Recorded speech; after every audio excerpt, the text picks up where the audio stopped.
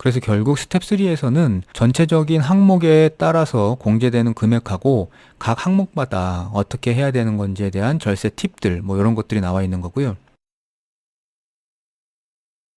안녕하세요. 송영세무사입니다. 날씨가 추워지는 거 보니까 이제 연말도 얼마 안 남았고요. 그리고 이제 세무업계 쪽에서는 연말정산에 대한 준비도 해야 될 때가 됐죠. 사실 지금 10월 말 11월 초니까 연말정산을 뭐 하기까지는 한 2개월 정도 시간이 남아 있잖아요. 그래서 이제 연말정산을 좀 세세하고 그리고 자세하게 말씀드리기에는 조금 이른 감이 있는데, 연말정산이라는 거는 뭐 세금을 더 환급을 받거나 덜 내거나 이런 것들에 대한 노력이 사실 12월 말이 지나면 이제 끝나게 되니까 미리미리 점검해 보는 기회가 필요하겠죠. 그래서 오늘은 연말정산 지금 한 2개월 정도 남아있는 시점에서 한번 점검을 해보고, 그리고 부족한 점이 있으면 그 2개월 동안에 좀 다르게 채워 넣을 수 있는 게 뭐가 있나 이런 것들에 대해서 알아보는 시간을 가지려고 하는데요. 왜 요맘때 요 얘기를 드리냐면, 그 화면에서 보시는 것처럼 최근에 국세청에서 보도 자료를 하나 낸 게 있어요. 그 연말정산에 대해서 일괄 제공 내용하고 연말정산 이제 미리 보기 서비스에 대해서 안내 보도 자료가 있었는데, 그 보도 자료 내용이 뭐냐면 뭐 세 가지죠. 그 간소화 자료에 대해서 일괄 제공 서비스를 하겠다.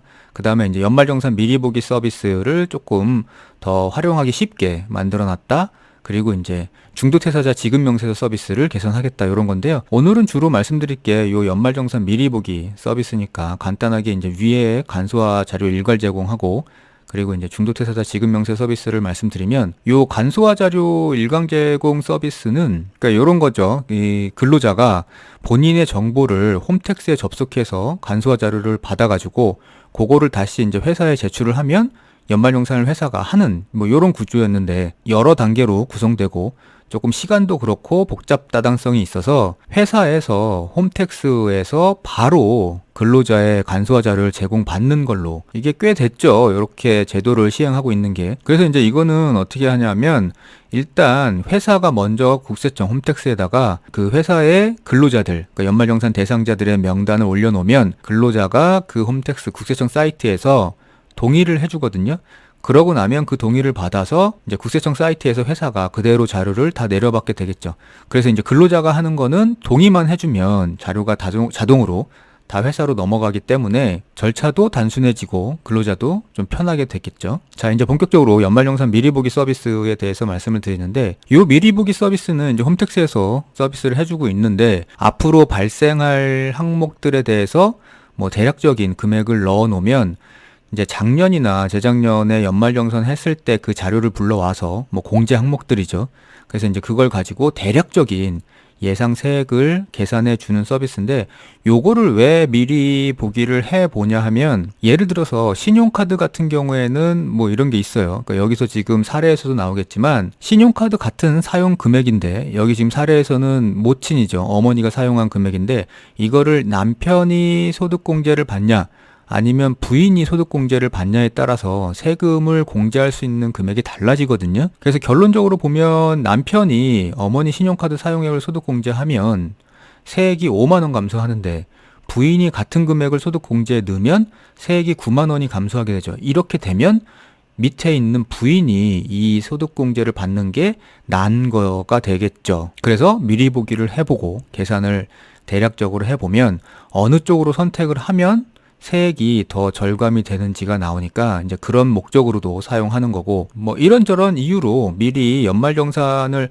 어느 정도, 올해는 어느 정도의 환급세액이 발생할까라는 걸 사전에 점검하기 위해서는 굉장히 유용한 서비스이긴 맞아요. 그리고 올해부터는 이 연말정산 미리 보기 서비스를 이용하면 그 청년 근로자 같은 경우에는 어떤 항목들에서 어떤 절세가 행해질 수 있나, 이런 절세 팁들도 제공한다고 하니까 뭐 참고하시면 좋을 것 같고요. 자, 그래서 연말정산 미리 보기는 어떻게 하는 거냐, 이제 그거에 대해서 말씀을 드려야 되는데, 홈택스에 들어가시면 이제 이런 화면이 있죠.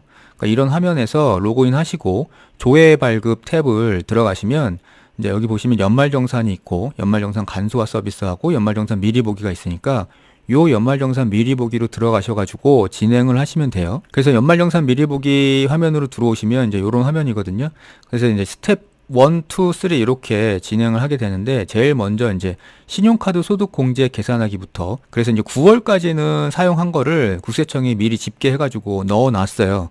넣어놨으니까 앞으로 이제 10월, 11월, 12월에 예상되는 신용카드 금액을 여기에 이제 입력을 하게 되면 그거를 계산하고 나서 그리고 이제 예상세액을 계산하게 되죠. 올해 연말정산 세액은 어느 정도 환급이냐, 어느 정도 추직이냐, 뭐 대략적인 예상을 해볼 수 있는 게 되겠죠. 그래서 제일 먼저는 여기 있는 스텝 1, 신용카드 소득공제 계산하기. 여기를 먼저 들어가 보시면 이제 제일 먼저 이렇게 근무처 선택 이런 화면이 떠요. 팝업창이.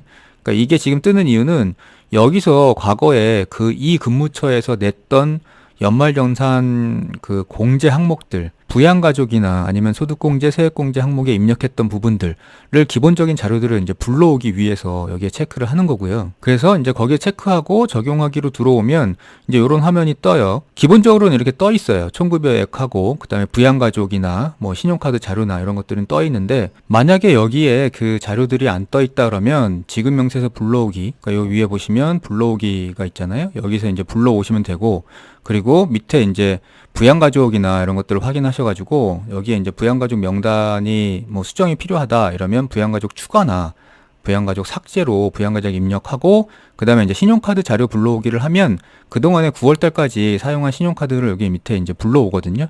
그래서 이제 여기까지 하고 밑으로 내려오시면 여기 밑에 이제 신용카드 사용 현황 해가지고 나머지 그러니까 9월달까지 사용한 건 여기 있고 그 다음에 이제 10월부터 12월까지 사용한 분은 여기에 입력을 하게 돼 있어요. 예상되는 금액들을 여기다 입력을 해보시면 여기 밑에서 이제 계산을 해주거든요. 이제 그러기 전에 여기 탭 보면은 뭐 절세 팁이나 아니면 과거 3년 현황 뭐 이런 것들이 있으니까 필요하시면 읽어보시면 되고요. 이제 다시 돌아와서 여기에 이제 향후에 예상되는 금액들을 이렇게 입력을 해보고 그 다음에 이제 계산하기를 해보면 여기에 이제 뜨게 되는 거죠. 금액들이.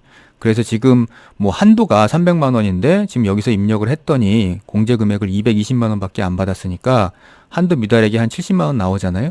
그럼 이제 더 사용을 해도 공제를 더 받을 수 있는 한도가 있다는 거죠. 여기까지 하시면 이제 스텝 1이 되는 거고 그다음에 이제 스텝 2로 넘어가시면 이제 두 번째 단계 연말정산 예상세액 계산하기인데 여기서 보시면 이제 급여 및 예상세액이 나오는 거고요. 요건 아까 이제 불러왔던 거고 그다음에 이제 요 지금 현 상태 그 과거에 작년이나 재작년에 연말정산 했을 때 그 정보들을 불러와서 계산을 해보면 이제 요 정도라는 거죠. 그러니까 여기서 이제 총 급여나 기납부세액 수정이 필요하면 요 메뉴로 들어가셔가지고 여기서 이제 수정을 해서 다시 입력을 하시면 되고요. 그 다음에 이제 아래로 내려오면 이제 소득공제 항목들이 있으니까 여기 소득공제 항목에서 계산하기 누르면 이제 기존에 연말정산 했었던 그 정보 항목들을 가져와서 일단 1차적으로 계산을 해주는 거죠. 여기서 지금 저는 기본공제, 그러니까 본인 하나만 입력을 했기 때문에 여기 150만 원이 뜨는 거고요. 추가적으로 가족들을 입력했었으면 이제 여기에 더 뜨게 되겠죠. 근데 이제 수정이 있을 수도 있으니까 올해는 여기서 이제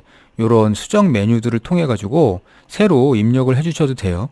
요렇게. 그래서 여기서 입력을 하고 그 다음에 이제 적용하기를 하시면 여기에 이제 숫자가 반영되는 거고요. 그리고 나서 다시 계산하기를 하시면 계산이 이제 되겠죠. 그 다음에 이제 밑으로 내려오면 세액 감면, 세액 공제 항목이 있으니까 여기도 마찬가지 각 항목별로 이 수정 메뉴들을 눌러서 입력을 새로 하시면 되고요. 그리고 다 되면 이제 계산하기를 누르시고 확인하고 이제 저장을 시켜 놓고 그리고 이제 스텝 3로 넘어가시면 됩니다. 자, 스텝 3로 넘어오시면 이런 이제 연말정산 요약하고요.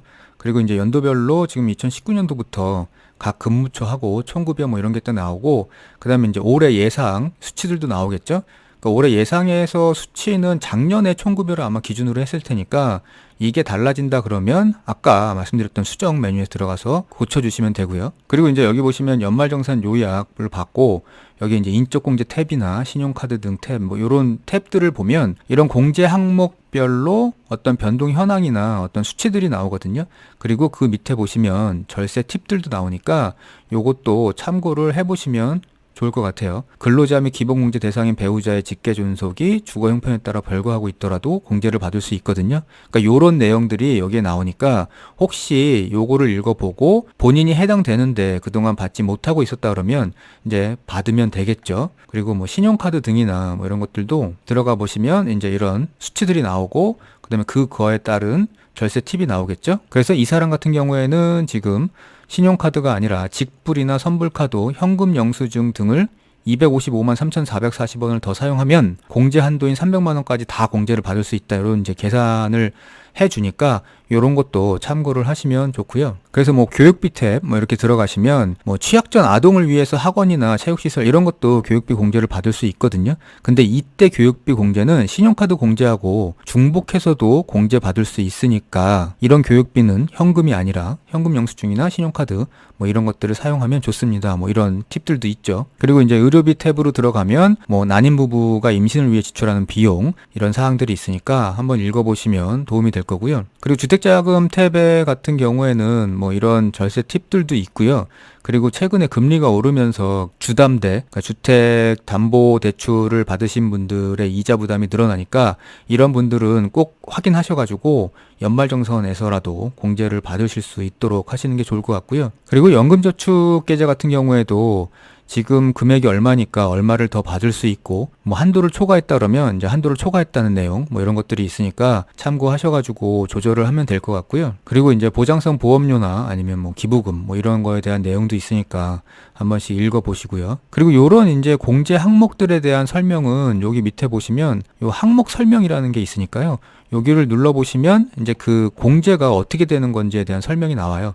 그러니까 요거 참고하시면 전체적인 공제 구조가 어떤 건지 알 수 있으니까 요것도 한번 알아보시면 도움이 될 거고요. 그리고 이제 아까 첫 화면 연말정산 요약 화면으로 이렇게 돌아오셔가지고 다시 이제 밑으로 내려오시면 공제 항목별로 전체 현황을 한눈에 볼 수도 있고요. 그래서 결국 스텝 3에서는 전체적인 항목에 따라서 공제되는 금액하고 각 항목마다 어떻게 해야 되는 건지에 대한 절세 팁들 뭐 이런 것들이 나와 있는 거고요. 올해 연말정산에서 이제 환급이나 공제 받을 세액 같은 경우에는 이제 스텝 2에서 다 정리가 됐던 거죠. 자, 이렇게 해가지고 연말정산 미리 보기 서비스에 대해서 사용 방법을 좀 말씀드렸고요. 연말정산 같은 경우에는 조금 미리 점검하셔가지고 조금만 신경 써서 준비하면 좀 환급세액이 됐던 아니면 공제 금액이 됐던 조금씩은 늘어날 수 있으니까 한 번씩 해보시는 걸 권해드리고요. 그리고 연말정산 미리 보기로 계산을 해보는 건 하루라도 빨리 좀 시간이 많이 있을 때 해보시는 게 조금 더 유리한 면이 있죠. 아무래도 뭔가를 대비할 수 있는 시간이 그만큼 있으니까. 그래서 이런 이제 사전 점검하기로 올해 연말정산은 꼭 성공하셨으면 좋겠고요. 이제 연말정산에 대해서는 각 항목별로 들어가서 좀 세세하게 설명을 드리는 영상을 만들어 보도록 하겠습니다. 자, 오늘 시간 마치겠습니다. 감사합니다.